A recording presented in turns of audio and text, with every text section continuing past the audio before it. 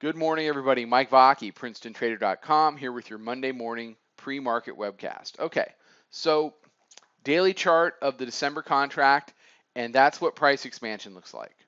So we've been in this compressed area now for over a month. I mean, this is just a December contract. If you take the continuation contract, I mean, we've been in this for 2 months. The steady non-moving, okay?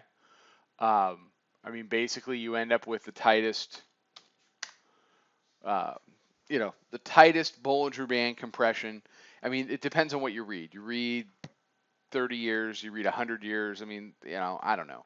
But since we've had computers and stuff, this is the tightest the bands have ever been.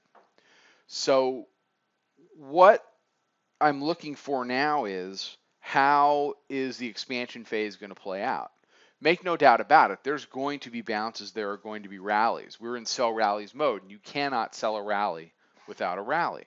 But I need you to understand what a rally is. A rally is a vehicle by which the next sell comes, until the bulls start to build some higher lows and break above some significant areas. The most important number on the chart for me today is 36 and 28. And 28 is a moving target because that's where the lower band is on the daily chart. If you're the bears, you can let the bulls do whatever they want as long as you defend the lower band on the daily chart. And as an absolute last resort, you have to defend weekly pivot. Weekly pivot comes in at 21.36 quarter. Okay. So let's go over on the hourly chart and talk about, how the thing broke down. And this is a continuation hourly chart because it's what we've been talking about for the last couple of weeks. So just ignore the little gap here. But these are September numbers.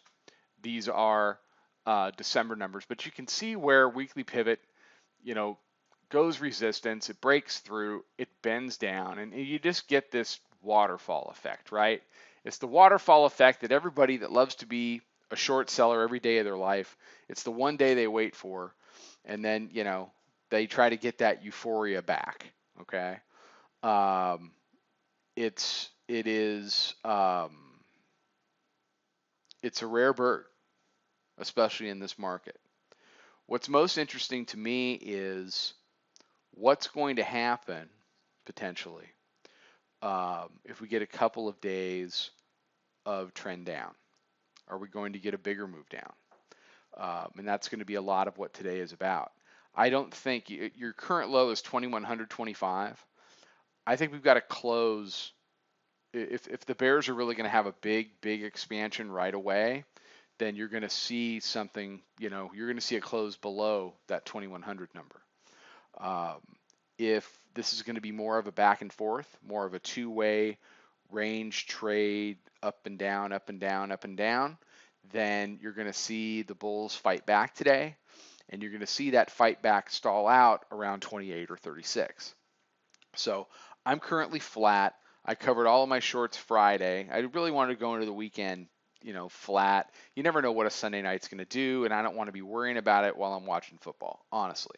I mean, and that, you have to know yourself. So I'm waiting for the regular session. We open in a little bit more than an hour. I want to see what the session is going to bring. Regular trading session now here in the U.S. should bring more than enough opportunity. And the way we view it in the room is we have a declared goal. Our declared goal is 4 handles a day on average, every day. And typically, although it hasn't been true in the last couple of months on certain days when we get into these super tight ranges, the regular session provides more than enough opportunity to make that goal and then some, and then move on to the next day. And you start putting all those building blocks together, and you begin to build up a very successful little, e-mini trading account. What you can't do, especially if you missed Friday, you can't get frustrated. Those down moves are very difficult to catch. It gave you a couple opportunities in the morning to get there, to be where you wanted it to be. We had We had what we call a bear bias on our proprietary stuff that gave us a lower high that we could sell against pretty tight risk, and then that ran away, and we were able to get into a nice trade there. But a lot of people probably sat it out. If you sat it out, you were lucky, because what most people do is they try to fight it. They say, well, the bears are it's gonna happen, it's gonna happen, it's gonna happen. I tried one long very early on, cut it for minus 3.5 handles, and by the end of the day, it was 33 handles below where I dumped that trade. The mistake that people make is they hold that trade, and then they add to that trade, and then they add again, and they add again, and they're waking up this morning in a serious hole. And that's how sell rallies perpetuates. We're going to move up. All these people that are underwater are going to say, well, at least I didn't dump it at the lows. They're going to get out, and we're going to go down. That's how these things continue. That's how the market gets into patterns, and how one side, takes advantage of the tape and holds it. So we'll have to see if that plays out today. All right, everybody have a great day. Follow us over at Twitter at Princeton Trader. Come check out the website. Come check out the chat room. A lot of new people, a lot of veteran people in there. Come on in and come trade this stuff with us. We'd like to meet you. I'll be back tomorrow morning with another webcast. Trade them well, everybody.